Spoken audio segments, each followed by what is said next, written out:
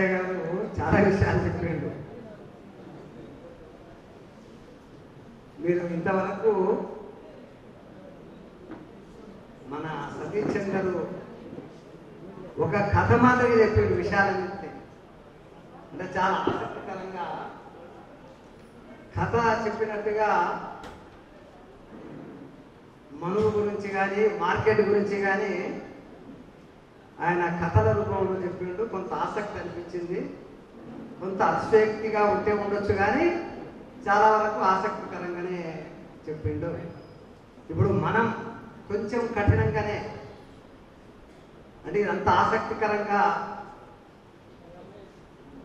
ఉంటుంది అనేది కాదు, కానీ కామ్రేడ్స్ రాయల సుభాష్ చంద్రబోసు, కామ్రేడ్ రవీణ అమరుడై మనకు దూరమై 9 సంవత్సరాలు అవుతుంది. కానీ ఆయన చెప్పిన రాజకీయాలు ఇంకా సజీవంగా మన వెంబడే ఉన్నాయి. ఇంకా వాటిని ఇంకా అభివృద్ధి చేయవలసిన అవసరం ఉంది.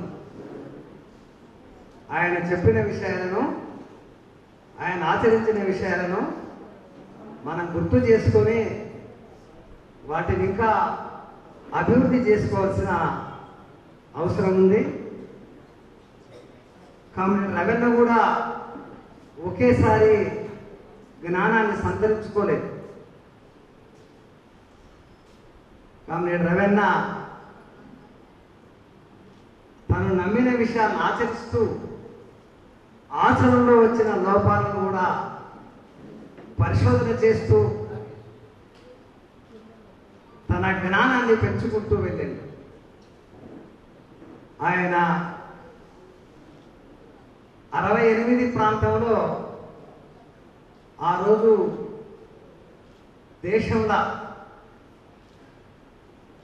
ముఖ్యంగా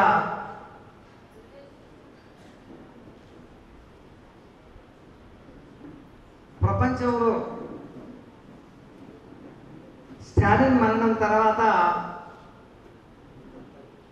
కమ్యూనిస్టు సిద్ధాంతం వర్గ సామరస్య రూపం తీసుకోవడంతో అది మొత్తం ప్రపంచవ్యాప్తంగా కూడా దాని ప్రభావం పడి మన దేశ కమ్యూనిస్ట్ పార్టీ మీద కూడా ఆ ప్రభావం పడి వర్గ పోరాట పంథాన్ని వదిలిపెట్టి వర్గ సామరస్య విధానాన్ని ఉమ్మడి కమ్యూనిస్ట్ పార్టీ అవలంబించింది. అదేవిధంగా తర్వాత ఆ వర్గ సామరస్య విధానానికి వ్యతిరేకమనే పేరు మీద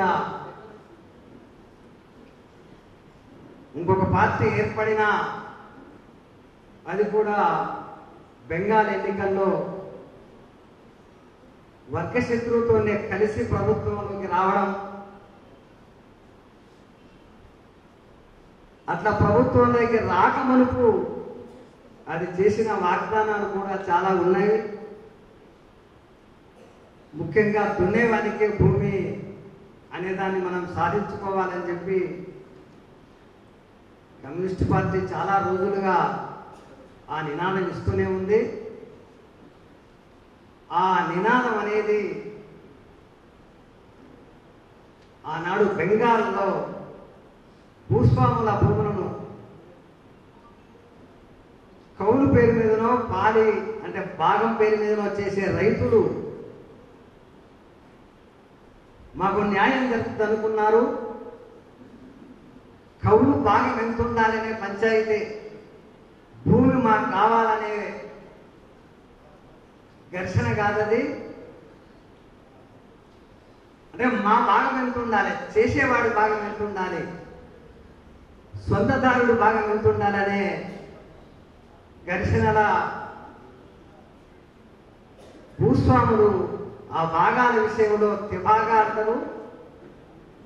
ఇదంతా కూడా 40-50 ఏళ్ళ క్రితం జరిగిన విషయము.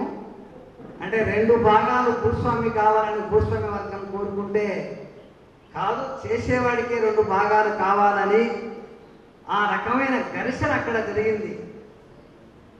ఆ ఘర్షణ అది పూర్తి కాకపోవడం వల్ల రైతులు పంటను ఆక్రమించుకోవడానికి పోవాల్సి వచ్చింది. అంటే పంటలో ఎవరి భాగం ఎంత అని పరిష్కారం కాకపోతే పంటను ముందు ఏం చేయాలి? ఆక్రమించుకోవాలి కదా. భూస్వామి తీసుకపోతే కష్టమని ఆక్రమించుకునే ఉద్యమం జరిగింది. ఆ ఉద్యమానికి వ్యతిరేకంగా ఆ రోజు పోలీసులు వచ్చారు. అంటే ప్రతి ఘర్షణ సందర్భంగా పోలీసులు అంటే ఈరోజు మన వామపక్ష ప్రభుత్వం ఉంది కదా, వాళ్ళంతా న్యాయంగా ఉంటారని నమ్మారేమో జనం. కానీ ఆ వచ్చిన పోలీసులు ఆ రైతాంగం మీద అణచివేత పూనుకోవడం, రైతులు స్పాంటేనియస్గా దాడి చేయడం, ఒక ఎస్ఐఓ కానిస్టేబుల్ చనిపోవడం జరిగింది. అది అనుకోకుండా జరిగిన సంఘటన. దాని మీద వామపక్ష ప్రభుత్వము, ఆనాటి వామపక్ష ప్రభుత్వము పోలీసులను ఆ రైతుల మీదకి పంపిస్తే 11 మందిని కాల్చేశారు. మనం ఏమంటాం సాధారణంగా కమ్యూనిస్ట్ పార్టీగా, ప్రజా ఉద్యమాల్లో పోలీస్ జోక్యం వద్దంటాం మనం. ఆనాడు సిపిఎం కూడా లేదా ఉమ్మడి కమ్యూనిస్ట్ పార్టీ కూడా అదే స్లోగాన్ ఇచ్చింటది. ప్రజా ఉద్యమాల్లో పోలీస్ జోక్యం వద్దనింటది.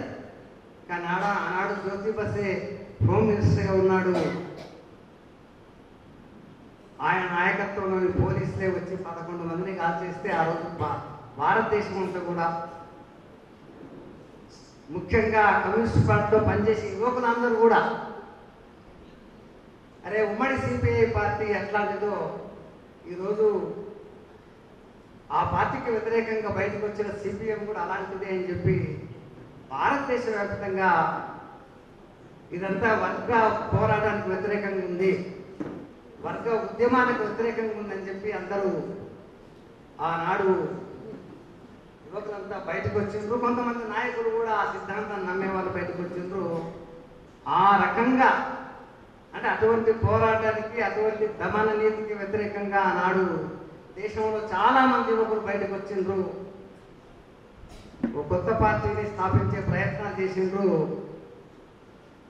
అది చారు మజుందార్ నాయకత్వంలో అటువంటి కొత్త పార్టీ ఒకటి ఏర్పాటుకు వాళ్ళు ప్రయత్నం చేసిండ్రు.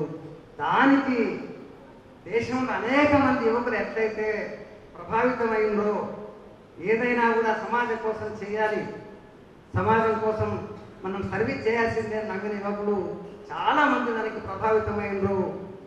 దాంతో మన రాయల సుభాష్ చంద్రబోస్ కూడా ప్రభావితమై ఆ సిద్ధాంతాన్ని నమ్మి, అంటే చాలా చాలా ఆయన ఏదైనా నమ్మిందంటే చిత్తశుద్ధిగా నమ్మి దాన్ని వెంబడిపోయిండు. మొదట ఆయన చారు మజుందార్ పార్టీ కామ్రేడ్స్ 5 అయిపోయింది, చివరి ఉపన్యాసంగా వచ్చింది ఇది. నేను చాలా సంక్షిప్తంగా కూడా చెప్తా, కానీ విషయాలు కొన్ని మనం బాగా, అంటే తాను ఏం చేసిండు, ఏం చెప్పిండు, ఏం ఆచరించిండు. 9వ వర్ధంతి ఆయన వర్ధంతి అంటే ఆయన చెప్పిన విషయాలను మనం నేర్చుకోవడం దాన్ని ఆచరించడం, దానికోసమే ఈ వర్ధంతి. కాబట్టి ఆయన ఆ రకంగా ఆ రైతాంగ పోరాటానికి మద్దతుగా ఒక అంతా కూడా విప్లవం అట్లా చేయాల్సిందే నమ్మి చారు మజుందార్ పార్టీలో ఆయన వెళ్ళి వికరణ శుద్ధిగా తాను కూడా ఆయుధాలు ధరించి ఆ రోజు ఏం పిలిపించారంటే, ప్రజానీకం అంతా ఈరోజు ఏ స్థాయికి వచ్చిండ్రు అని వాళ్ళు ఆ 67లో నమ్మారంటే, ఆనాడు సిపిఎం నుంచి బయటకు వచ్చిన వాళ్ళందరూ కూడా వాళ్ళు ఏమి నమ్మిండ్రంటే, ప్రజలు ఆయుధాలు పట్టుకోవడానికి సంసిద్ధంగా ఉన్నారు, ఆయుధాలు పట్టుకొని యుద్ధం చేస్తారని వాళ్ళు అనుకున్నారు. కానీ ఆ రోజు ప్రజలు అక్కడ పంట కోసం ఉద్యమం చేసింది. అదే విషయం. అయితే పోరాటం ఏ స్థాయిలో ఉంది అనేది, అది ఏ స్థాయిలోనే ఉందని ఆ రోజు ఏం భావించారంటే, ఆయుధాలు ధరించి అధికారం తీసుకోవడానికి ప్రజలందరూ తయారైనరు అని భావించారు. మన కామ్రేడ్ రవీంద్ర కూడా అదే తరహాగా భావించి ఆయన ఆయుధాలు పట్టుకొని కూడా ఆయన ఆ మార్పు కోసం ప్రయత్నం చేసింది. కానీ వాస్తవంగా ఆయన ప్రజల్లోకి పోయి ప్రజలను ఆర్గనైజ్ చేస్తుంటే అంటే ఆ పిలుపు ఏమని పిలిపించారు? ఆ సందర్భంగా ఒక్క విషయాన్ని మనం గుర్తుపెట్టుకోవాలి. చైనా కమ్యూనిస్ట్ పార్టీ కూడా దాన్ని ఏమన్నదంటే వసంత మేఘ గర్జన అన్నది. అంటే నక్సల్బరీలో జరిగిన రైతాంగ పోరాటాన్ని వసంత మేఘ గర్జన అనేసరికి అది కూడా ఒక పెద్ద ప్రభావాన్ని కలిగజేసి వాస్తవం కూడా అధికారం కోసమే ప్రజలు ఆయుధాలు పట్టుకొని యుద్ధం చేస్తున్నారేమో అనే భావజాలము అనే ఇది ఆనాడు మొత్తం దేశమంతా కూడా వచ్చింది. దాంట్లో భాగంగా రవీణ కూడా వెళ్ళి ప్రజలను ఆర్గనైజ్ చేయడానికి పూనుకుంటుంటే ఆయనకు తెలిసింది. ఆయన 1 సంవత్సరం 2 సంవత్సరాలు ఆ ప్రయత్నం చాలా చిత్తశుద్ధిగా చేసిండు ఆయన.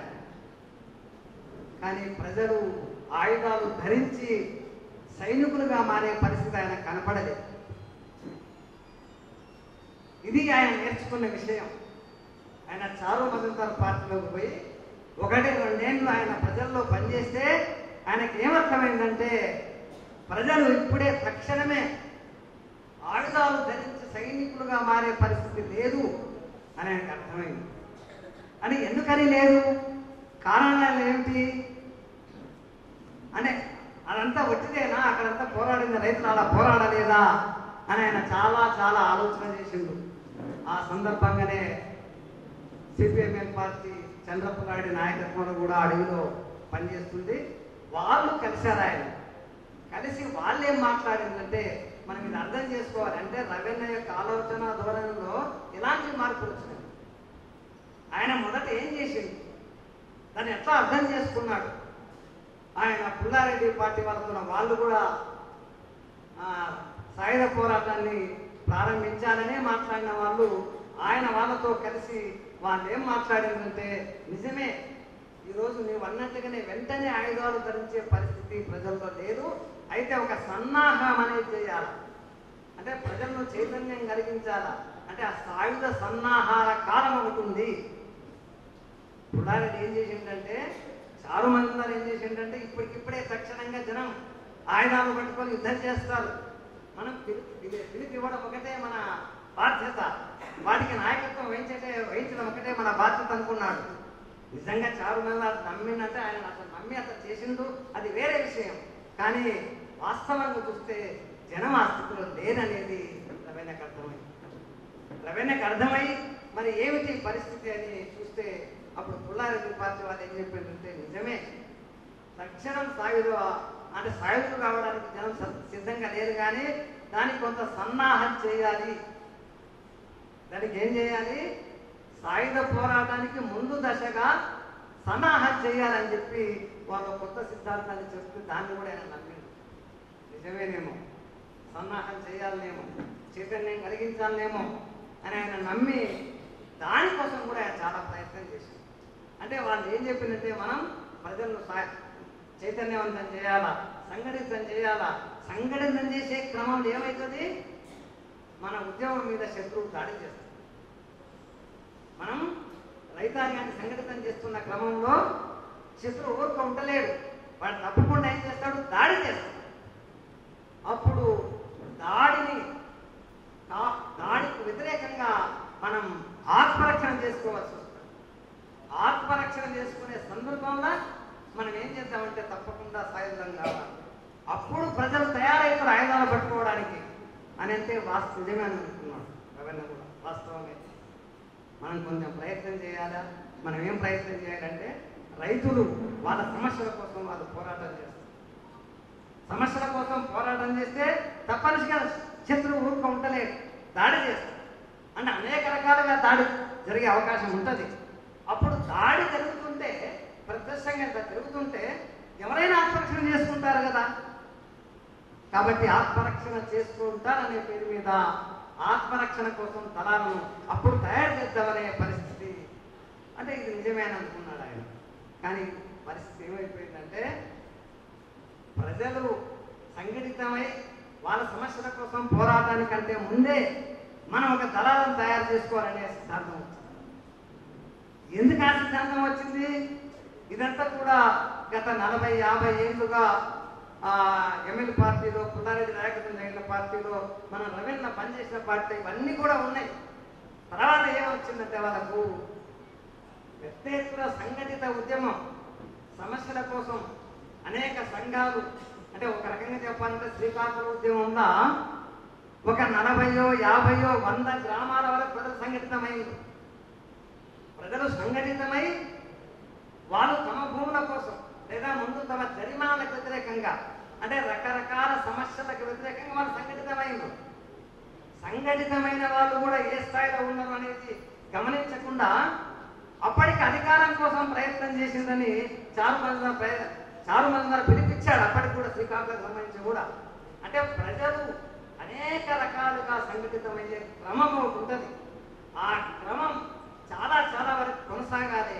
కాబట్టి అంత కొనసాగక ముందే అంటే అధికారానికి ప్రజలు తయారు కావాలంటే ఇదంతా కూడా చాలా పెద్ద ఎత్తున అనేది మన భారత ప్రభుత్వం ఉన్నది. ఈ భారత ప్రభుత్వానికి వ్యతిరేకంగా అంటే ఒక రాష్ట్ర ప్రభుత్వానికి వ్యతిరేకంగానే కాదు యుద్ధం చేసేది. రాజ్యం అనేది ఒక రాష్ట్ర ప్రభుత్వానికి సంబంధించింది కాదు, భారతదేశానికి సంబంధించింది. ఆ రాజ్యానికి వ్యతిరేకంగా యుద్ధం చేయాల్సిన విషయం ఉంది. అయితే శ్రీకాకుళంలో కూడా ఒక పెద్ద ఎత్తున అంటే కొన్ని వేల మంది సంఘటితం అయ్యిండ్రు. అయినా కూడా అది కూడా రాజ్యానికి వ్యతిరేకంగా సైన్యం తయారు చేసినంత యుద్ధం కాదు అది.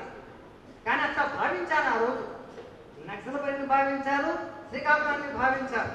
కానీ వాస్తవంగా పరిశీలన చేస్తే ఆ స్థాయిలో లేదు. దానికి గాను ప్రజలను మొత్తం కనీసం శ్రీకాకుళం స్థాయిలో చేయాలనుకున్నారు. కానీ శ్రీకాకుళం స్థాయిలో కాలేదు. కాక మునిపే వీళ్ళకి ఏమనిపించిందంటే తప్పనిసరిగా దళాలు ముందుగా పెట్టి ఉద్యమాన్ని చేస్తే సరిపోద్ది అనుకున్నాడు పుల్లారెడ్డి.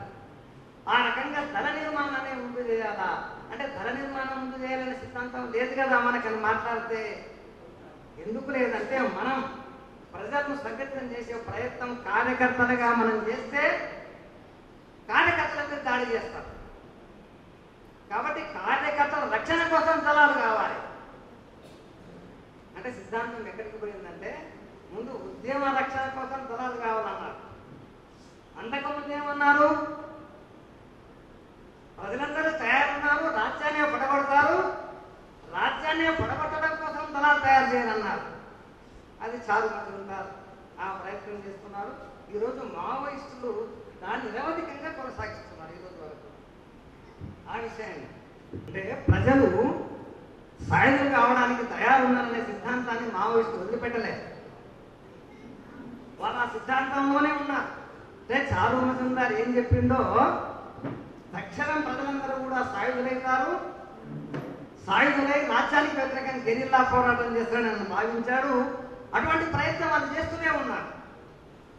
50 ఏళ్ళు అయింది, ఆ ప్రయత్నం సైన్యంగా మారలేదు, విముక్తి ఏర్పడలేదు. ఆ సంగతి అంతా వేరే. రెవెన్యూ వెంటనే 2-3 ఏళ్ళనే గ్రహించిండు. ఏం గ్రహించిందంటే జనం ఇప్పటికిప్పుడు జనం సాయుధ కావడానికి తయారుగా లేదు, సైన్యం ఏర్పడడానికి కూడా తయారుగా లేదని గ్రహించిండు. కానీ తర్వాత వాళ్ళు చెప్పే విషయాలను కొంత నమ్మి నిజమే కొంత సంఘటితమైతే ఆ సంఘటిత ఉద్యమం మీద కన్నా శత్రువు దాడి చేస్తే అప్పుడు ప్రజలు తయారైతేనేమనుకున్నాడు. ఏమిటి తయారవుతారు ప్రజలు? అప్పటికీ రాజ్యానికి వ్యతిరేకంగా తయారవుతారని నమ్మిండు ఆయన. కానీ ఆ సంఘటిత ఉద్యమం పెద్ద ఎత్తున తయారు కాలేదు. కానీ దళాలు కావాలనే ఆలోచన వచ్చింది. దళాలు ఏర్పాటు చేస్తే ఎందుకని దళాలు ఏర్పాటు చేసిందంటే అది కార్యకర్తల మీద దాడి జరిగే అవకాశం ఉంటుంది. అంటే కార్యకర్తల రక్షణ కోసం దళాలు కావాలని కాడికి వచ్చింది. అటువంటి సిద్ధాంతాన్ని వస్తే కమ్యూనిటీ రెవెన్యూ దాని మీద ఆలోచన చేసింది. ఏంటి అంటే ముందు పెద్ద ఎత్తున ఉద్యమం అభివృద్ధి కావాలా, ఉద్యమ రక్షణ కోసం ఆయుధాలు పట్టుకోవాలి కదా. ఉద్యమం అంత పెద్ద ఎత్తున అభివృద్ధి కాలేదు. కానీ అంతకుముందే దళాలు అంటే మనకు ఆ చరిత్ర సంఘటన అంతా పగడేరు సంఘటన కానీ లేకపోతే మంత్రిన సంఘటన కానీ దళాలు ఏర్పాటు చేయడం అనే అనేక విషయాలు ఉన్నవి. కానీ ఎందుకోసం దళాలు ఏర్పాటైనవనే విషయం ఎందుకోసం అంటే కార్యకర్తల రక్షణ కోసం దళాలు అనే సిద్ధాంతం వచ్చింది. దాన్నే ప్రతిఘటన పోరాటం అని నామకరణం చేసింది. కానీ ఇదంతా ఎట్లా సరి అయింది అని చెప్పి కమ్యూనిటీ రెవెన్యూ ఆ తర్వాత 4-5 ఏళ్ళ అనుభవం చేత ఇదంతా సరైనది కాదు, ఆయన సరైనది కాదంటే ఆయన కార్యకర్తల రక్షణ కోసం దళాలు అవసరం లేదు, మనం తొందర పడ్డామని కానే ఉన్నాడు. రవీణ ఏం ఆలోచించిందంటే, రవీణ కానీ దేవుడు మన టీవీ కృష్ణ గారు కానీ టీవీ గారు కానీ వీళ్ళందరూ కూడా 84 మధ్యలో 81లో చంద్రపుల్లారెడ్డి గారు ఒక సిద్ధాంతాన్ని, ఒక ప్రతిఘటన పోరాటం ఎట్లా స్టార్ట్ అయిందని 13 ఏళ్ల సమీక్ష రాసిండు. దాంట్లో ఆయన ఏం చిత్రీకరణ చేసిందంటే కార్యకర్తల రక్షణ కోసం దళాలు కావాలని చిత్రీకరణ చేసిండు. కానీ వాస్తవంగా కార్యకర్తల కోసం దళాలు ఏమిటి, ఉద్యమ రక్షణ కోసం దళాలు కావాలి కదా అని ఆ రోజు వాళ్ళ తేడా ఏమిటంటే, విభేదం ఏమిటంటే కామ్రేడ్ రవీణది ఉద్యమ రక్షణ కోసం దళాలు కావాలి, కార్యకర్త రక్షణ కోసం దళాలు అవసరం లేదు. సైన్యం అనేది ఉద్యమ రక్షణ కోసం ఉండాలి, లేదా రాజ్యాన్ని పడగొట్టడానికి సైన్యం కావాలి. చారు మతుందారు వాళ్ళేమో రాజ్యాన్ని పడగొట్టడానికి సైన్యం కావాలంటున్నారు.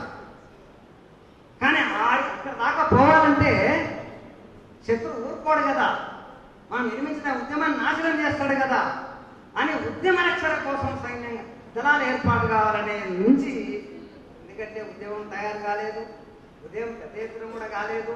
మీరు చూస్తే ఎక్కడ కూడా మనం అనుకుంటున్నాం గోదావరిలో పోరాటం అంటాం, కానీ దళాల ఉద్యమమే కానీ పెద్ద ఎత్తున కనీసం మనం నిజాయితీగా పరిశీలన చేసుకున్నాం.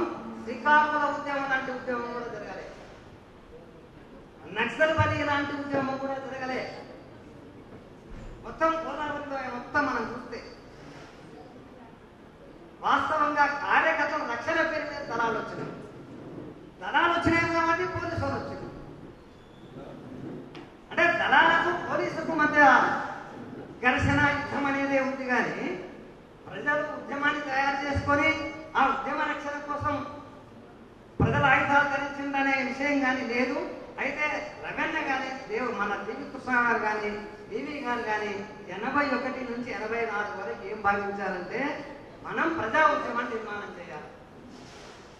ప్రజా ఉద్యమ నిర్మాణం చేస్తే అప్పుడు తప్పనిసరిగా శత్రువు దాడి చేస్తాడు, అప్పుడు దళాలు కట్టాల్సిందే అనే కాడు ఉన్నారు. కానీ 84లో ఆ పని కాలేదు. అట్లా చెప్పే వాళ్ళు వేర్పాటు కావాల్సి వచ్చింది. చంద్రపుల్లారెడ్డి వేర్పాటైండు, మన దేవి కృష్ణ బీవి గారు రవీణ 84లో ఒక చీలిక వచ్చింది. చీలికల ప్రధాన కారణం ఇదే, ఏమిటంటే కార్యకర్తల రక్షణ కోసం దళాలు కావాలనేది ఉద్యమ రక్షణ కోసం సైన్యం ఏర్పడాలి, ఉద్యమ రక్షణ కోసం దళాలు కావాలన్న తేడానే. అంటే మన వ్యవస్థ ఇలాంటి వ్యవస్థ, మన వ్యవస్థ ఇలా ఉంది కాబట్టి ఈ సిద్ధాంత చర్చ ఆ రోజు లేదు. ఆ రోజు ఉన్నదంతా ఏమిటంటే ఉద్యమాన్ని మనం ముందుకు తీసుకొని మాట్లాడి. కానీ ఆ రకంగా చీలిక ఏర్పడిన తర్వాత 84 తర్వాత ఉద్యమ నిర్మాణం కోసం ప్రయత్నం చేసింది, చాలా సిన్సియర్గా ప్రయత్నం చేసింది. ఎంతవరకు చేసిండ్రు? 92, 96 దాకా పెద్ద ఎత్తున ప్రయత్నాలు చేసిండ్రు. కానీ ఎన్ని ప్రయత్నాలు చేసినా అది పెద్ద స్థాయిలో ఉద్యమం అభివృద్ధి కాలేదు. ప్రజలు కూడా దళాలు ఏర్పడటానికి సంసిద్ధం కాలేదు. అప్పటికి కూడా కొంతమంది యువకులే, కొంతమంది చైతన్యవంతులే దళాలు ఏర్పాటు కావడం అనేది జరిగింది. అంటే ఆ రకంగా వ్యక్తులతో దళాలు ఏర్పాటు చేయడము అనేదే కొనసాగింది. ఎప్పటిదాకా 96 దాకా అదే పద్ధతి కొనసాగింది. అంటే ఎంత సిద్ధాంత చర్చ చేసినా, అంటే రవీణ సిద్ధాంత పోరాటం ఆ రకంగా చేసిండు. తను చాలా సిన్సియర్గా, ఆయన ఏదో బయట ఉండి చేసింది కాదు, ఆయన నిక్కలు వేసుకొని తుపాకీ పట్టుకొని అటువంటి ప్రయత్నం ఆయన చేసిండు. అంటే ఆయనకు వాస్తవంగా ఎప్పుడు దళాలు ఏర్పాటు కావాలనే విషయం ఎంత తేడా ఉన్నా సరే క్రమశిక్షణ కోసం ఆయన ఏం చేసిండంటే, ఆ ఉన్న దళాలు ఎందుకు పోగొట్టుకోవాలి, కానీ భవిష్యత్ దళాలు ఏర్పాటు చేస్తే మాత్రం ఎట్లా ఏర్పాటు చేయాలి, ఉద్యమ రక్షణ కోసమే దళాలు ఏర్పాటు చేయాలి అనే ప్రయత్నం చేస్తే ఆ మొత్తం దశాబ్దంలో కూడా పెద్ద ఎత్తున ఉద్యమం అభివృద్ధి కాలేదు. పెద్ద ఎత్తున ఉద్యమం అభివృద్ధి కాలేదు కాబట్టి కొత్త దళాలు వేసే ఒక శక్తి లేదు. ఆయనకి ఏమర్థమైందంటే, ఈరోజు పరిస్థితి ఉద్యమం పెద్ద ఎత్తున అభివృద్ధి చెంది దళాలు ఏర్పాటు చేసే పరిస్థితి లేదు. కారణం ఏమిటని వాళ్ళు పరిశీలన చేసింది. ఎందుకంటే ఎందుకని దున్నేవానికి భూమి కోసం జనం రావడం లేదు. అంత పెద్ద ఎత్తున రావాలా కదా. వాళ్ళు ప్రయత్నం చేస్తే 96 నాటికి కామ్రేడ్స్ వాళ్ళు పరిశీలన చేస్తే ఒక విషయం అర్థమైంది. ఏమిటంటే మన సమాజము చైనా లాంటి సమాజం కాదు అని అర్థమైంది. మన సమాజం ఎలాంటి సమాజం అని అర్థమైందంటే చైనా లాంటి అర్ధవలస అర్ధభూస్వామ్య సమాజం మన సమాజం కాదు. మన సమాజం ఏం సమాజం అంటే భూస్వామ్య విధానం అనేది 47 తర్వాత ఈ నక్సల్బరి పోరాటం కానివ్వండి, శ్రీకాకుళం పోరాటం కానివ్వండి, దేశంలో అనేక చోట్ల జరిగిన పోరాటాలను ఏం చేసినామంటే అధికారంలోకి వచ్చిన బూర్జువా వర్గానికి ఏమి పాఠాన్ని అని చెప్పినామంటే పైనుంచి భూ సంస్థలను అమలు చేయాలనే పాఠాన్ని అని చెప్పినాయి.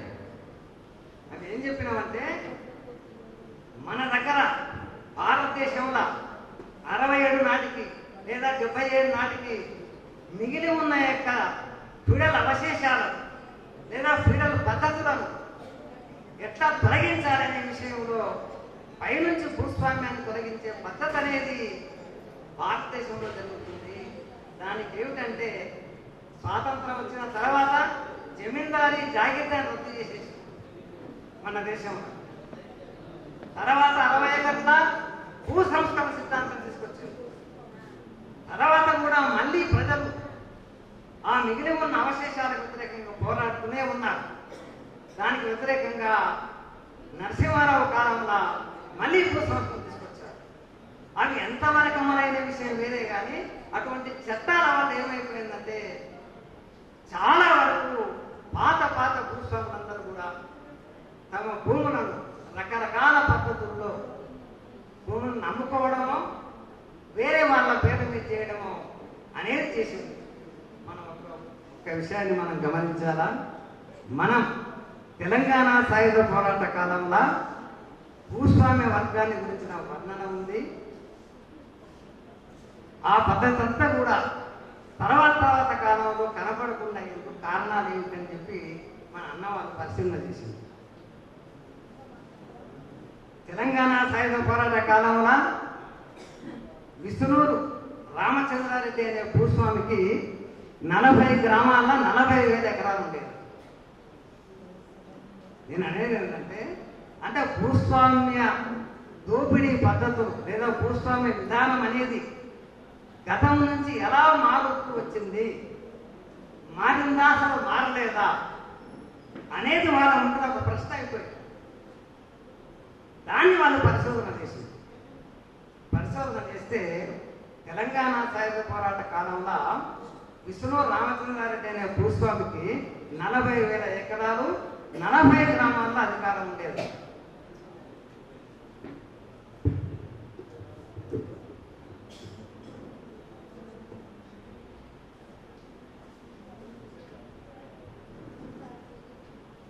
ఇప్పుడు అన్న వాళ్ళు పరిశీలించే కాలం ఏది 75, 84, 86, 90 కాలాలు. కానీ ఆనాటికి 40 గ్రామాల్లో విష్ణు రామచంద్రారెడ్డికి భూములు లేవు. ఎందుకు? ప్రత్యక్ష ఉదాహరణగా మన రవీంద్ర వాళ్ళ ఊరే పెండుప్రో రామనాథం గారు అని ఒక ఆయన పాత కమ్యూనిస్టు, ఆయన ఆ గ్రామస్తుడే. వాళ్ళ ఊరు త్వరకి ఎంత భూమి ఉండే తర్వాత ఏమైంది అని ఆయన చెప్పిండు. మన ముత్యం సార్ ఆ విషయాలు రాసిండు. అంటే పెండుప్రోలో ఒక భూస్వామి ఉండేవాడు. ఇప్పుడు ఆ భూస్వామి శిథిలాలయం ఉన్నాయి, మీరు పెండుప్రోలో చూడొచ్చు. ఆయనకి ఎన్ని వేల ఎకరాలు ఉండనో, ఎన్ని వందల ఎకరాలు ఉండనో ఈరోజు వాళ్ళ వంశమే అక్కడ లేదు. ఏమైంది? నేను ఉదాహరణ కోసం పెండుప్రోలు చెప్తున్నాను. అన్న వాళ్ళవన్నీ పరిశీలన చేసిండ్రు. మనం ఏమీ పరిశీలన చేయకుండా గుడ్డిగా నమ్మాల్సిన అవసరం లేదు. రేపు పెండుప్రోల్లో భూస్వామి ఉన్నాడు, ఈరోజు భూస్వామి లేడు. విష్ణు రామచంద్రారెడ్డి 40 గ్రామాలు ఉన్నాడు, ఈరోజు 40 గ్రామాలు ఆయనకు భూములు లేవు. అంతెందుకు చెన్నారెడ్డి ప్రతాప్ రెడ్డి అని 140,000 ఎకరాలు 150,000 ఎకరాలు ఆయనకు ఉండేదట. ఈరోజు ఏమిటి పరిస్థితి? ఆ భూములను ఏమైనాయి? అసలు చెన్నారెడ్డి ప్రతాప్ రెడ్డి కుటుంబం ఎక్కడుంది? వరంగల్ జిల్లాలో ఉండే వాళ్ళకి తెలుస్తుంది కదా. అంటే ఈ రకంగా పాత భూస్వాములు అనేక కారణాల వల్ల ఆ భూములన్నీ పేదలకు పంచిండ్రా అనేది కాదు, ఉచితంగా ఇచ్చిండ్రా అనేది కాదు, ఆ భూములన్నీ రకరకాల క్రమక్రమంగా వాళ్ళు అమ్ముకున్నారు, రకరకాల పద్ధతుల్లో మారిపోయినాయి. ఇవన్నీ కూడా జరిగినాయి దేశంలో. అంటే ఇవన్నీ ఏమాత్రం పరిశీలన చేయకుండా కమ్యూనిస్టులు భూములు తీసుకొని ప్రజలకు ఇస్తేనే భూములు మారుతాయి, అంటే వ్యవసాయక విప్లవం ద్వారానే భూములు వస్తాయి రైతులకు, లేదా భూస్వాములు ఆ భూములను పోగొట్టుకుంటారు అనే పద్ధతి ఏం చేసిందంటే వాస్తవంగా భూములు ఉండకపోని మీరు అన్ని గ్రామాలు కూడా పరిశీలించండి. ఆ పాత భూస్వాములంతా ఏమైపోయారు? అంటే ఇటువంటి మార్పు ఒకటి వస్తుంది కదా, వస్తుందా నిజమా కాదా? దీనికి సమాధానం చెప్పాలి కదా. ఇవన్నీ ఏమి చూడకుండా బుద్ధిగా వచ్చి స్లోగన్స్, ఇప్పటికే దున్నేవానికే భూమి కావాలి, తుపాకీ లేకపోతే ప్రతిఘటనోద్యమం కదా, ఇట్లాంటి మాటలే కదా. ఎందుకని ఆ పాత గ్రామాలు ఏమైపోయినాయి? ఈరోజు సార్ చెప్పుకున్నాడు మాట, అప్పుడు భూస్వామి అనేవాళ్ళు ఎందుకో భూస్వామి అనకుండా అయింది, ఇప్పుడు రైతు అంటున్నారు అంటున్నాడు. సార్ చక్కగా చెప్పలే. చక్కగా అంటే చెప్పు సార్, భూస్వామి ఎవడో చెప్పు, నువ్వేమనుకుంటున్నావు అని మనం అడగలే. ఆయన చెప్పలే. ఆయన ఏమన్నాడంటే రైతు ఆత్మహత్య చేసుకుంటున్నాడు అన్న. ఆయన భూస్వామి సంగతే చెప్తలేడు. ఎందుకు చెప్తలేడు ఆయన భూస్వామి సంగతి? సతీష్ చంద్ర ఏమన్నా మాసైన పార్టీ కాదు కదా. అంటే ఎవరైనా సరే చూస్తే అర్థమవుతుంది. మీరు గ్రామాన్ని కూడా మీరు పరిశీలన చేయండి. అంటే ఇటువంటి మార్పును రవెన్న చూస్తుంది. రవెన్న వాస్తవంగా యుద్ధం చేద్దాం, చనిపోయినా పర్వాలేదు అనుకున్న మనిషిని పరిశీలన చేసిండు. ఏదో అవన్నీ అట్లా గాలి కొద్ది ఏదో బయట ఉన్నాడు పరిశీలన చేయడం కాదు. ఆయన అన్నిటికీ తయారై ఉన్నాడు. ఆయన తయారైన మనిషి అర్థం చేసుకున్నాడు విషయాన్ని. ఈరోజు నిజంగా తుపాకీ పట్టి యుద్ధం చేయడం అదంతా అతివాదం సరేది కదా. నాకు ఎంత అనిపించినా సరే ఇప్పటికి తుపాకీ పట్టుకున్నాడు అంటే పర్వాలేదు అనిపిస్తుంది. సావానికి వాడు రెడీగా ఉన్నాడు కదా అనిపిస్తుంది. కానీ అట్లా పట్టుకున్నాడు ఎవరు ఈరోజు మాట్లాడతలేరు. అట్లా ఈరోజు ఆ పరిస్థితి లేదు. అట్లాంటి కాదు మన దేశంలో. అయితే యుద్ధం ద్వారానే రాజ్యాన్ని జయించాలా అది మాత్రం ఖాయమే. ఏ రాజ్యాన్ని? 20-30 లక్షల సైన్యం ఉన్న రాజ్యాన్ని. రాజ్యం అంటే ఆ విష్ణుడు త్వరగాదు రాజంటే. ఈరోజు రాజ్యం అంటే 20-30 లక్షల సైన్యం ఉన్న రాజ్యం, 20-30 కోట్ల మంది కార్మికులు, రైతులు అట్లా రోడ్ల మీదకి రావాలా ఆ రాజ్యాన్ని మార్చాలంటే. మనకు నిన్నమన్ననే తెలిసిపోయింది శ్రీలంకలో ఏం జరిగింది. రాజ్యం మొత్తం మారకపోయినా ప్రభుత్వం పారిపోవాల్సి వచ్చింది. అవునా కాదు? పారిపోయింది అసలు ప్రభుత్వం. అక్కడ కమ్యూనిస్ట్ పార్టీ, ఆ కమ్యూనిస్ట్ పార్టీ అక్కడ ఉన్నది. ఏ కమ్యూనిస్ట్ పార్టీ అక్కడ ఉన్నది? దాదాపు మన మావోయిస్ట్ ప్రభుత్వం కమ్యూనిస్ట్ అక్కడ ఉండేది. ఈ అనూరా దిశనాయక కూడా ఒక గణపతి లాంటి వాడే. ఒకవేళ ఇప్పుడు ఏమైనా వాళ్ళకు వచ్చి బుద్ధి వచ్చి సరైన మాస్టర్లోకి వస్తారో రారో కానీ దిశనాయక లాగా తయారు కావడానికి అవకాశం ఉంది. ఎట్లా తయారు కావడానికి అవకాశం ఉంది? అనూర దిశనాయక లాగా తయారు కావడానికి అవకాశం ఉంది. అటువంటి వాళ్ళందరూ నేను నేతిగా పరిశీలిస్తే వేరే విషయం. ప్రభుత్వం అట్లా పడిపోవాలంటే కోట్ల మంది విధుల్లోకి వచ్చారు. బంగ్లాదేశ్లో కూడా వచ్చారు కదా. సరే నాయకత్వం ఎవరిదైనా కావచ్చు. అంటే ప్రభుత్వాల కింద మీద కావాలంటే అందుకు ఈరోజు మావోయిస్ట్ ఎన్నో మాట్లాడుతున్నారు కదా. మాకు చాలా సైన్యం ఉందని మాట్లాడుతున్నారు కదా. ప్రభుత్వం ఏమైనా కనీసం తను ఏమైనా చలనం ఉందా? చాలా మంది మాట్లాడతారు. చాలా భయపడుతుంది. భయపడతలేదు అని చేద్దాం అనుకుంటుంది. కంప్లీట్గా ప్రభుత్వం ఏం భయపడతలేదు. ఎవరో ఊరికే మనం అనుకోవాలి వాడు ఏదో గద వణుకుతున్నాడని. నథింగ్, అవన్నీ ఏం కాదు. వాడు అసలు అందరినీ మార్చి వరకు తీసేస్తానంటున్నాడు. తీసేసేది ప్రజా ఉద్యమాన్ని కాదు, ప్రజల చైతన్యాన్ని కాదు, భవిష్యత్తులో జరిగే ప్రజల పోరాటాన్ని కాదు. వాడి ఏదో తీసేస్తే వ్యక్తిగత హింసావాదాన్ని వాడు అణచివేయగలుగుతాడు. మొత్తం ప్రపంచ చరిత్ర మొత్తంలో కూడా వ్యక్తిగత హింసావాదం అణచివేయబడింది. మనమేదో దాన్ని ప్రజా ఉద్యమంగా, ప్రజాహింసగా ప్రచారం చేసి ప్రజాహింస ఎవడు అణచివేయలేడు. ఇటువంటివన్నీ దిక్కుమాలిన నినాదాలని వదిలిపెట్టాలి. అదంతా వ్యక్తిగత హింసావాదం అణచివేయబడుతుంది. అది సమస్య లేదు. తెలంగాణలో ఏమైంది? ఎందుకని లేదు? ఇక్కడ మొత్తం ఆంధ్రప్రదేశ్లో లేకుండా ఎందుకు అయింది? నల్లమల ఎందుకు పోయింది?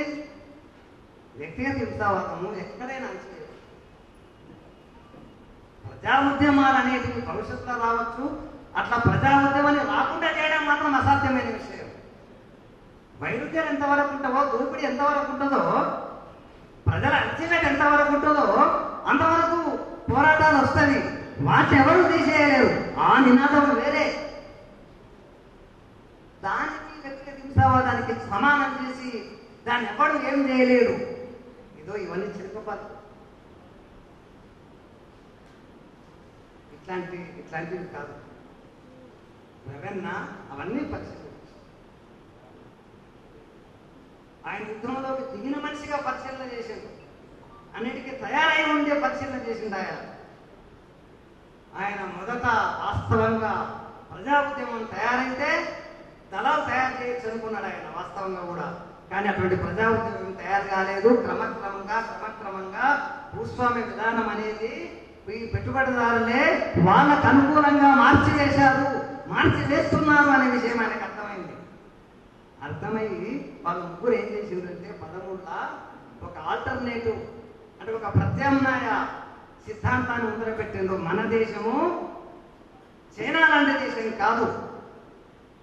మన దేశంలో భూస్వామ్య విధానం అనేది మొదటి నుంచి కూడా పెట్టుబడిదారి వర్గం అనేది తనకు అనుకూలంగా మార్చుకుంటా వస్తుంది. ఇది వాళ్ళ నిర్ధారణకు వచ్చిన విషయం. అందుకని తక్షణ స్థాయిలో పోరాటం అనేది ఇప్పుడు అవసరం లేదు. అది సాధ్యమయ్యేది కాదు. మొత్తం భారతదేశ వ్యాప్తంగా ఉద్యమం రావాలి. ఉద్యమం ఎక్కడ రావాలి? ఆల్ ఇండియా వైడ్గా రావాలి. మనకు ఒకటే ఒక విషయం గుర్తు, రైతులు పెద్ద ఎత్తున ఉద్యమం చేసినారు. అదే సాయుధ పోరాటం కాదు, పెద్ద ఎత్తున సంఘటిత ఉద్యమం. అది సంఘటిత ఉద్యమానికి మోదీ తల వంచింది. చాలా తాత్కాలికంగా తల వంచింది. వీళ్ళకు వంచలేదు. ఎందుకో మావోయిస్టులు పెద్ద ఎత్తున 100 మంది చనిపోతున్నారు కదా, వాడు ఎందుకు తల వంచలేడు? రైతు ఉద్యమాన్ని తల వంచేదా లేదా? అంతెందుకు నేను ఒక మాట చెప్తా. ట్రక్కుల సమ్మె జరిగింది ఒకరోజు. పెట్రోల్ బంకులన్నీ బంద్ అయిపోయినాయి. డ్రైవర్ల మీద అనేక శిక్షలు వేయడానికి కొత్త చట్టం చేస్తామన్నది గవర్నమెంట్. మీకు గుర్తుండొచ్చు. 1.5 రోజు సమ్మెకే ప్రభుత్వం ఏం చేసింది? ఉపసంహరించింది. ఆ చట్టాన్ని ఉపసంహరించింది. మీరు గుర్తు చేసుకోండి. సామూహికమైన ఉద్యమం, భారతదేశ వ్యాపిత ఉద్యమానికి ప్రభుత్వం ఏమైందంటే భయపడుతుంది, లొంగిపోతుంది. రైతులకు లొంగిపోయింది, ట్రక్ డ్రైవర్లకు లొంగిపోయింది. అలాంటి ఉద్యమం కావాలి. అదే మనం కరపత్రం కూడా రాసినాం. ఏం రాసినామంటే, అరే బాబు, ఇది దేశవ్యాప్త ఉద్యమం కావాలి. దేశవ్యాప్త ఉద్యమము సాయుధ రూపం తీసుకోవచ్చు. రేపు ఎన్నికల మార్గం కాదు. అయితే ఎన్నికలు నిలబడకూడదు అనేది వేరే విషయాలు. అంటే అట్లా దేశవ్యాప్త ప్రజా ఉద్యమము అది నిరవధికంగా కొనసాగితే అది సాయుధ రూపం తీసుకోవచ్చు. అప్పుడు ప్రభుత్వాలు మారుతాయి. శ్రీలంకకు ఉదాహరణ ఉన్నది, నేపాల్ ఉన్నది, రకరకాల ఉదాహరణలు ఉన్నవి. లాటిన్ అమెరికా దేశంలో ఉదాహరణ అనేకం ఉన్నవి. అక్కడ సరైన కమ్యూనిస్ట్ పార్టీ రాలేదు దాన్ని నిర్వహించడానికి. కాబట్టి అది కూడా మన దేశంలో అట్లాంటి ఉద్యమాల ద్వారా తప్పనిసరిగా ఆ ప్రజా ఉద్యమాలు ప్రజా సాయుధ పోరాటాలుగా మారే అవకాశం ఉంటుంది అనే సిద్ధాంతాన్ని వాళ్ళు తయారు చేసింది నా సిద్ధాంతం. మనం ఒకసారి ఆ 13 సంవత్సరాల మహాసభల సందర్భంగా కానీ చదువుకుంటే మన దేశంలో భూస్వామ్య విధానం అనేది పెట్టుబడిదారి వర్గమే తనకు అనుకూలంగా మార్చుకుంటూ వస్తుంది. మన దేశ ప్రభుత్వం అనేది ఒక కేంద్రీకృతమైన రాజ్యాధికారం ఉన్న ప్రభుత్వం. చైనా లాంటి ప్రభుత్వం కాదు మనది. చైనాల ఒకే దేశంలో అనేక రాజ్యాలు ఉండేవి. ఒక రాజ్యంగా చైనాలో ఉండింది. ప్రతి సామ్రాజ్యవాది ఒక రాజ్యాన్ని ఏర్పాటు చేసుకున్నాడు. మీరు చూడండి కూడా 8వ 10వ సామ్రాజ్యవాదాలు చైనా దేశంలో ఉంటే 8-9 రాజ్యాలు ఏర్పాటైనవాడు. ఆ రాజ్యాల మధ్య యుద్ధం ఉన్నది. అదేవిధంగా ప్రజలు కూడా యుద్ధం చేశారు. అట్లా ప్రజలు యుద్ధం చేసి విముక్తి ఏర్పాటు చేసుకున్నారు. కాబట్టి చైనా ఎలాంటి దేశం అంటే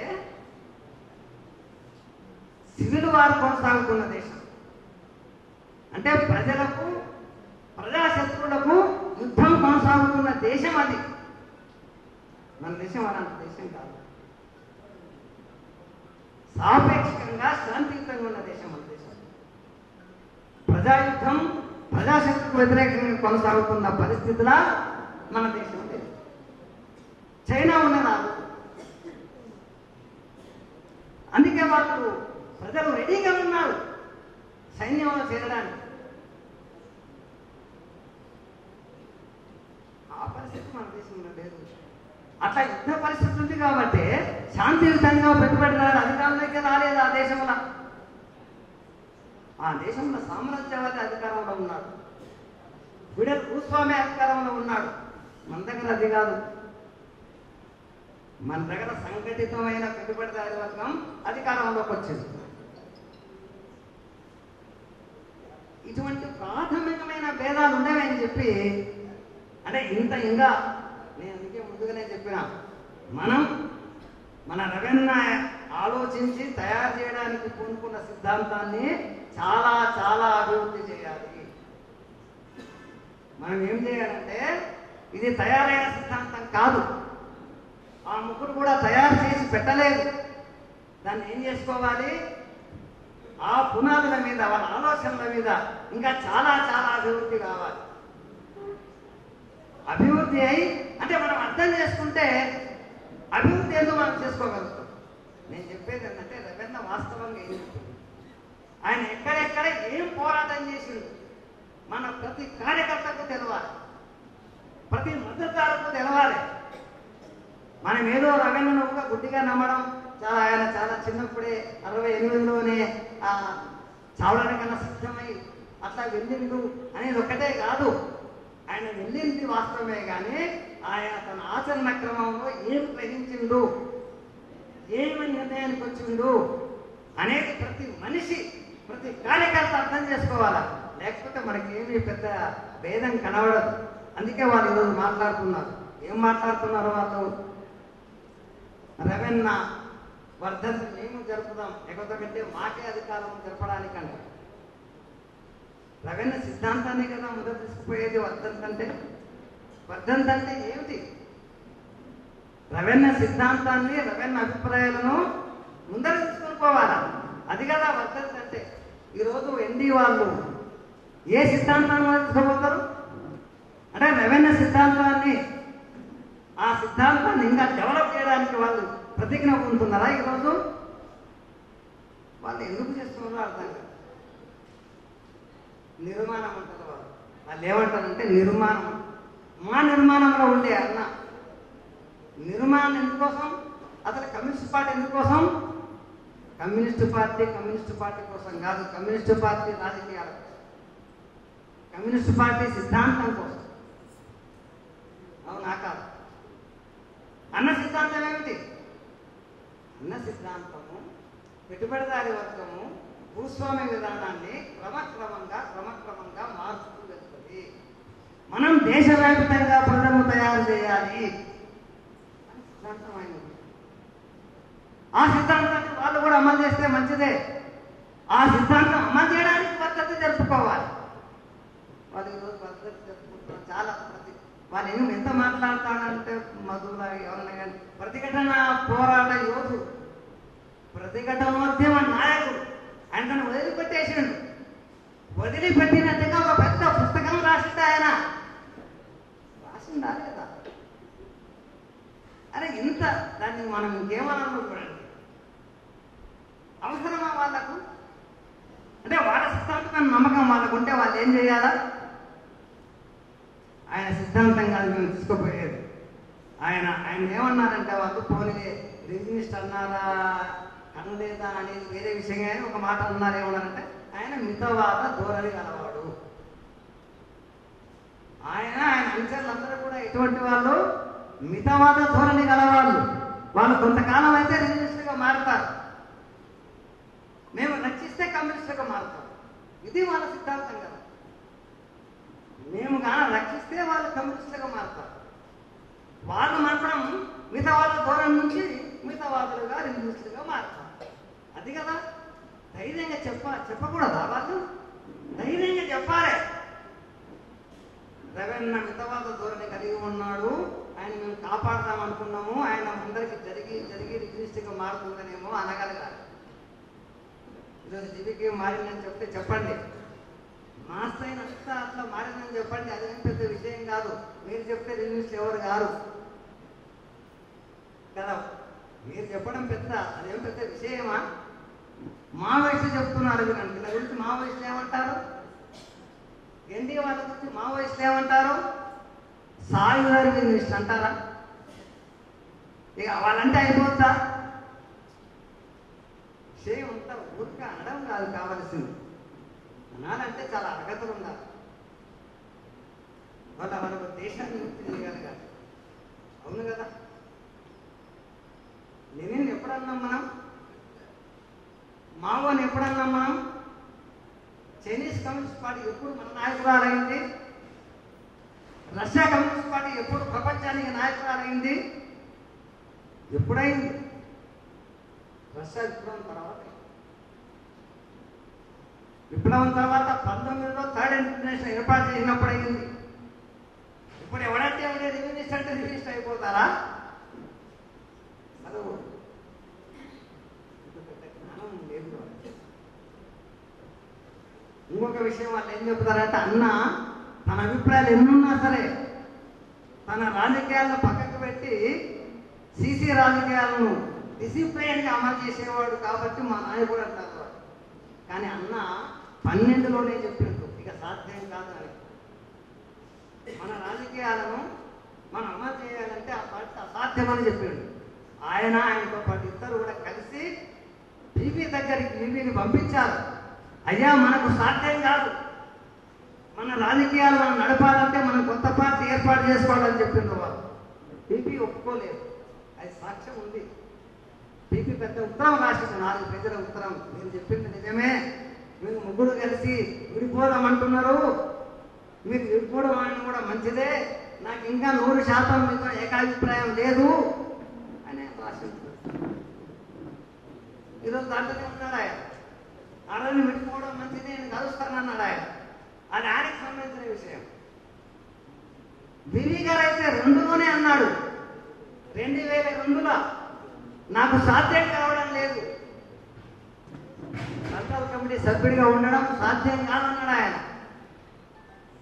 ఈరోజు అయితే చీలికలకి కరెక్టే, చీలికలకి వ్యతిరేకం, అది కరెక్ట్ ఎవరైనా అంతే. కానీ ఒక మౌలికమైన సిద్ధాంతం ఏర్పడినప్పుడు పార్టీని ఏర్పాటు చేసుకోవాలి. మనం సిపిఐ ఎందుకు బయటపడ్డాం? అది చీలికనా ఏర్పాట? సిపిఎం నుంచి విడిపడడాన్ని ఏమంటారు? ఎంఎల్ పార్టీ మొత్తం మావోయిస్టులు కూడా ఏమంటారు? దాన్ని చీలిక అంటారా? ఒక కొత్త కమ్యూనిస్ట్ పార్టీ అంటారు వాళ్ళు. నిజమే కదా, ఇది కొత్త కమ్యూనిస్ట్ పార్టీ కాదా? అలా ఇంత కూడా అర్థం లేకుండా మాట్లాడతారు. చీలికంటే సేమ్ సిద్ధాంతాలు చీలితే చీలి, సేమ్ సిద్ధాంతం కాదు. అర్థవసత్వ పుస్తకం అంటారు వాళ్ళు, మనం క్యాపిటలిజం అంటాం. వాళ్ళేమో విముక్తి ఏరియాలు అంటారు. ప్రతిఘటన పోరాటం కాదనుకోండి, ప్రజాయుద్ధ పంత అంటారు, దీర్ఘకాలిక ప్రజాయుద్ధ పంత అంటారు. మనమేమో దేశవ్యాప్తంగా పెద్ద ఉద్యమం జరగాలంటాం. అవును కదా? ఇది చాతరైతే ఈ సంగతిని చెప్పాలి. వాళ్ళు దేశవ్యాప్త ఉద్యమం అంటున్నారు. ఎవరు మాస్టరైన వాళ్ళు చెప్పాలి. రెవెన్యూ కూడా అదే చెప్పండి, అది కూడా చెప్పాలి వాళ్ళు. అది నిజమైన రాజకీయ చర్చ, రాజకీయ పోరాటం కాదు. వాళ్ళు చేసేది అట్లా చేయాలని మనం చెప్పాలి వాళ్ళు. అయ్యా మీరు రాజకీయ పోరాటం చేయండి, మేము చెప్పే రాజకీయాలు మీరు ఏం భావిస్తారో ఆ మాట చెప్పండి. మేము చెప్తున్నాం మీది మొత్తం నికాసైన అతివాదం, ఇంకా చెప్పండి నికాసైన అతివాద అవకాశవాదం మీది, మావోయిస్టుల అతివాదం, ఇది అతివాద అవకాశవాదం. ఇట్లా చెప్పాలి. రాజకీయాలు స్పష్టంగా ఉండాలి. తిట్లు ఇవన్నీ తిట్లు కావు. ఇట్లా అంటే కోపగించుకోవాల్సిన అవసరం లేదు. ఇట్లా చెప్పాలి, ఇట్లా మాట్లాడాలి. అయ్యో మీరు అతివాదులు. నేను ఇంకొక మాట చెప్తా, వాళ్ళు ఎవరు కూడా కమ్యూనిస్టులో కాదు కాదు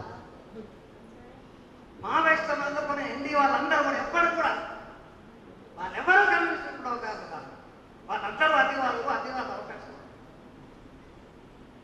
ఇది మనం చెప్పాలి. అందరిలో కలుస్తాం మేము కమ్యూనిస్టులో కాదు కలుస్తున్నాం. వాళ్ళకు వాళ్ళు పెట్టి కూర్చో ఇప్పుడు కాదు, లేదా పెట్టి కూర్చో అవకాశవాదులు వాళ్ళందరూ కూడా. మనం ఇట్లా మాట్లాడాలి, ఇంత స్పష్టంగా రాజకీయాల్లో ఉండాలి. ఇంకా ఇంకా స్పష్టంగా మనం తయారు కావాలి. ఈరోజు మనం పాటలు పాడినామంటే ఇంకా పూర్తిగా మనం కమ్యూనిస్టుగా పాటలు పాడలేదు. పాత వాసనతోనే మనం పాటలు పాడాలి. నాకేం కోపం లేదు అట్లా పాడుతున్నారంటే, పడతారు, ఎందుకంటే మొన్ననే కదా. కానీ మనం కొత్తగా తయారు కావాలి. కొత్తగా తయారు కాకపోతే మనం అంటే మన ఈ రవెన్న ప్రయత్నాలకు అర్థమే లేదు.